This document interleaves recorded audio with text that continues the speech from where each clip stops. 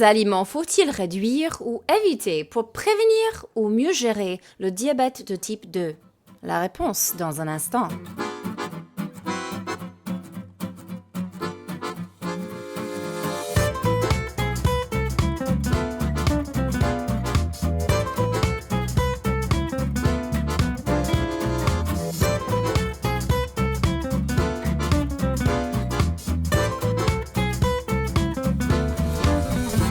Bienvenue à Un Monde Sain, votre rendez-vous santé. Saviez-vous qu'à l'échelle mondiale, selon la FID, la Fédération internationale du diabète, le nombre de personnes diabétiques devrait passer de 537 millions en 2021 à plus de 853 millions en 2050. Toujours selon la FID, le diabète a causé, accrochez-vous, plus de 3,4 millions de décès rien qu'en 2024. Ces projections soulignent l'importance de mettre en place des stratégies de prévention et de prise en charge adaptées tant au niveau mondial qu'au niveau national, n'est-ce pas Anne ? Tout à fait, Noémie. Et notre mission au comité des médecins est justement de vous donner des outils pour miser sur la prévention et reprendre en main votre santé.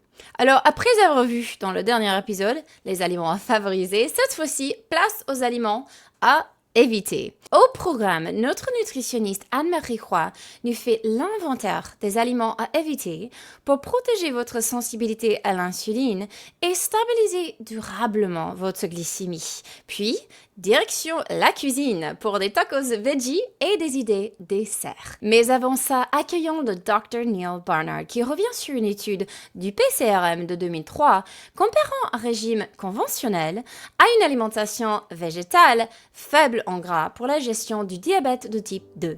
En 2003, notre équipe de recherche a testé une nouvelle approche pour le diabète de type 2. Avec le financement des National Institutes of Health, nous avons comparé un régime conventionnel à un régime végétalien faible en gras. Le régime conventionnel limitait les calories pour aider les gens à perdre du poids et limitait également les glucides. Le régime végétalien n'a fait ni l'un ni l'autre. C'était simplement un régime sans aliments d'origine animale et avec très peu de matière grasse. Bien que nous n'ayons pas limité l'apport en glucides, nous avons recommandé aux participants de faire attention au type de glucides consommés. Par exemple, à la place du pain blanc, nous avons recommandé du pain de seigle. Au lieu des pommes de terre, nous avons conseillé des patates douces et des ignames. Pendant 22 semaines, les personnes atteintes de diabète de type 2 ont suivi soit le régime conventionnel, soit le régime végétalien. Au cours des semaines suivantes, plusieurs participants du groupe végétalien ont vu leur taux de glucose sanguin diminuer tellement qu'ils ont dû réduire la dose de leurs médicaments pour le diabète. Le régime conventionnel a abaissé l'A1C de 0,4 points de pourcentage, ce qui est une bonne amélioration, mais le régime végétalien a, quant à lui, obtenu des résultats 3 fois supérieurs. Il a réduit l'A1C de 1,2 points de pourcentage. Ce résultat est plus important que celui normalement obtenu suite à la prise de médicaments pour traiter le diabète. Le régime végétalien s'est également avéré très efficace pour réduire le poids corporel et le cholestérol. Maintenant, nous ne recommandons plus de réduire les calories ou les glucides.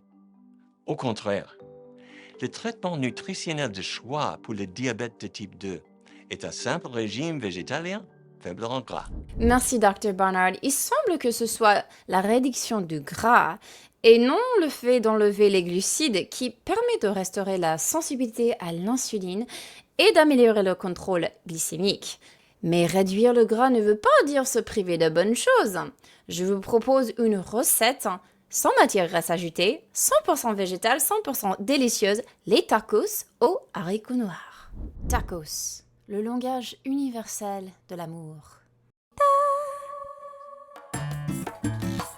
Coucou les amis, c'est Anne de Veggie Magnifique, le blog et la chaîne YouTube qui partage un mode de vie sainement vegan. Parlons des tacos. Ils sont polyvalents, satisfaisants et aujourd'hui, on les rend encore plus fabuleux avec des haricots noirs façon refried. Crémeux, bourrés de protéines végétales. Et oui, Amigos, ils vont devenir votre nouvelle obsession mexicaine. Ça vous chante? Allez, chantons. D'abord, la star du spectacle, les haricots noirs. On va transformer ces petites merveilles en magie façon refried, sans la friture, bien sûr parce qu'on reste healthy. Et voici comment faire. Commencez par revenir des oignons et de l'ail dans une poêle anti-adhésive, avec un peu de bouillon de légumes.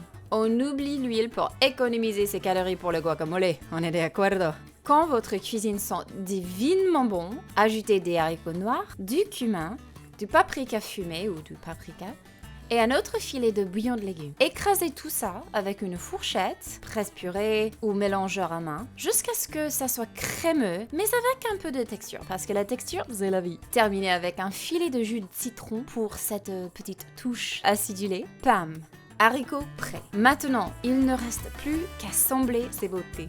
Prenez votre tortilla molle ou croustillante, pas de jugement, et commencez par une belle couche de vos haricots noirs façon refried. Ensuite, laissez la fête des garnitures commencer. De la salsa fraîche pour une touche juteuse et acidulée, du chou ou des fines languettes de poivron pour le côté texture et couleur, de l'avocat crémeux ou du guacamole parce que c'est obligatoire, et une pincée de levure nutritionnelle ou de fromage vegan si vous voulez un peu de fantaisie. Et si vous aimez les plats piquants, ajoutez des jalapeños ou une bonne dose de sauce piquante. Et voilà, des tacos de haricots noirs façon refried, bourrés de protéines et plein de saveurs. Oh là là, on vient de franchir un cap. Merci Anne pour cette recette haute en couleurs. Passons maintenant à notre focus nutrition avec Anne-Marie Roy qui liste les aliments auxquels il faut particulièrement faire attention et pourquoi il est parfois préférable de les éviter. Quand on pense au diabète, on pense souvent au sucre. Mais ce qu'on oublie souvent, c'est l'impact des gras, surtout ceux d'origine animale, sur notre capacité à gérer le sucre dans le sang. Les gras saturés, en trop grande quantité, nuisent au bon fonctionnement de l'insuline. Ils s'accumulent dans les cellules musculaires et bloquent l'action de cette hormone qui permet au sucre d'entrer dans les cellules. Résultat, même si on ne consomme pas beaucoup de sucre, le glucose reste dans le sang et la glycémie monte. Contenu en gras de différents aliments. Le beurre contient presque 100% de ses calories en provenance des gras. Le fromage, environ 75%. Ce qui fait que 50 g de fromage aura l'équivalent de 4 carrés de beurre. Les calories du porc, du bœuf et des charcuteries proviennent de 30 à 80% du gras. Une petite galette de bœuf mi-maigre d'environ 100 g contiendra donc environ l'équivalent de 4 carrés de beurre. De la saucisse de porc nous en apportera aussi 4 carrés de beurre. Du poulet rôti, pour sa part, en contiendra environ 3,5 carrés de beurre. Même chose pour une omelette, 3,5 carrés de beurre. Finalement, un croissant aura dissimulé dans sa pâte l'équivalent de 3 carrés de beurre. Les aliments faibles en gras. Les légumineuses, les céréales, les fruits et légumes, pour leur part, sont très faibles en gras et leur calorie en provenance des gras sera généralement entre 0 et 20% seulement. Les aliments riches en gras végétaux. Les gras d'origine végétale sont souvent de bonne qualité, mais certains aliments peuvent faire monter le contenu assez rapidement. Soyons donc vigilants. L'huile, par exemple, a 100% de ses calories en provenance des gras. Attention aussi aux salades d'accompagnement. Les gens utilisent entre 2 à 4 cuillères à thé d'huile par portion. Attention aussi à la friture. Les aliments absorbent beaucoup d'huile quand on les cuit dedans. 50 g de croustilles contient par exemple 4 cuillères à thé d'huile. Les noix et les graines contiennent aussi du gras, mais ils sont supérieurs aux huiles parce que leur contenu en vitamines, minéraux, antioxydants, fibres et en protéines est grandement supérieur, puisque ce sont des aliments entiers. L'extraction de l'huile des noix et graines et des olives retire la grande majorité de la valeur nutritionnelle. Les calories des noix et des graines sont composées à environ 75% de gras. Ce sont par contre de bons gras insaturés, mais à consommer en quantité raisonnable. Un quart de tasse de noix de cajou contient par exemple 3 cuillères à thé d'huile.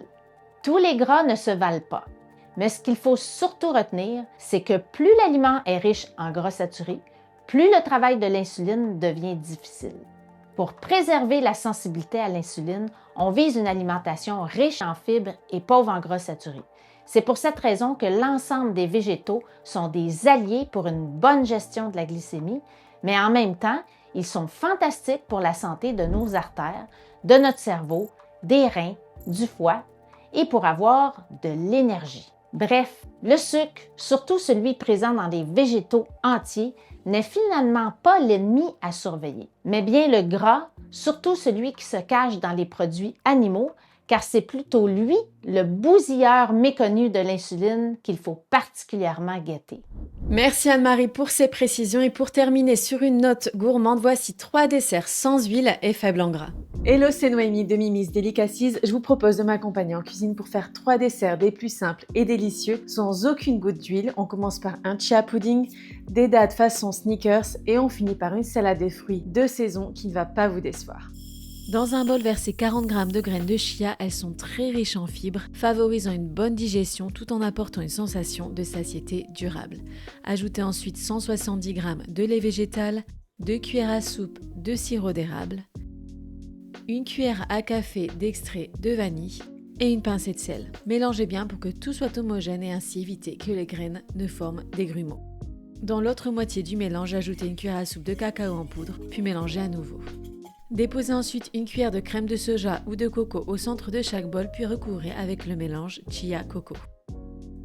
Décorez avec un peu de noix de coco râpée sur le dessus ou d'amandes concassées. Placez au réfrigérateur au moins 2 heures pour permettre au pudding d'épaissir, puis dégustez bien frais ou légèrement réchauffé si vous préférez. Pour ce snack ultra gourmand, vous aurez besoin de dattes de medjool, reconnues pour leur texture épaisse et leur délicieux goût de caramel. Coupez-les en deux sans les ouvrir complètement, retirez le noyau, puis garnissez-les avec une noix du Brésil et un peu de beurre d'amande ou de cacahuètes. Puis refermez chaque date délicatement. Ajoutez une pincée de sel sur le dessus, puis faites fondre du chocolat au bain-marie avant d'y enrober les dattes une par une. Placez le tout au réfrigérateur pendant environ 20 minutes, le temps que le chocolat durcisse. Et voilà, un encas vegan riche en fibres, en bons gras et terriblement gourmand. Et pour finir, voici une salade de fruits hivernale riche en fibres, en vitamine C et en antioxydants, idéale pour renforcer nos défenses et avoir notre énergie au top durant ces mois un peu plus froids. Pour cette recette, nous allons utiliser une pomme, une poire, 2 mandarines, une grenade et le jus d'un demi-citron. Pour la grenade, coupez d'abord le haut, retirez-le, puis faites ensuite de légères entailles verticales le long des lignes blanches qui se trouvent sur les côtés. Écartez délicatement la grenade pour révéler les graines, enlevez le milieu, retournez-la au-dessus d'un bol et tapez doucement avec une cuillère pour faire tomber les graines sans les abîmer. Riche en antioxydants et en vitamine C, la grenade est un véritable allié pour affronter les mois d'hiver. Ajoutez les graines de grenade aux autres fruits, puis arrosez le tout avec le jus d'un demi-citron pour rehausser les saveurs et éviter que les fruits ne brunissent. Et voilà une salade de fruits simple, parfumée, parfaite pour cet hiver. Et voilà 3 recettes simples, saines et gourmandes. Vous retrouvez les recettes sous cette vidéo et n'oubliez pas de nous laisser un commentaire si vous les essayez. Merci Noémie. Alors si vous testez ces recettes chez vous ou sinon si vous avez des questions pour notre équipe d'experts, dites-le nous dans les commentaires ou sinon sur les réseaux sociaux. Dans notre prochain épisode, nous verrons dans quelle mesure une alimentation végétale peut être bénéfique pour le diabète de type 1. Merci à notre équipe et à vous, nos chers internautes. Si cet épisode vous a plu, n'oubliez pas de cliquer sur j'aime, de vous abonner à notre chaîne et pensez à cliquer la cloche de notification afin de ne manquer aucune de nos prochaines vidéos. À bientôt pour un nouvel épisode d'Un Monde Sain.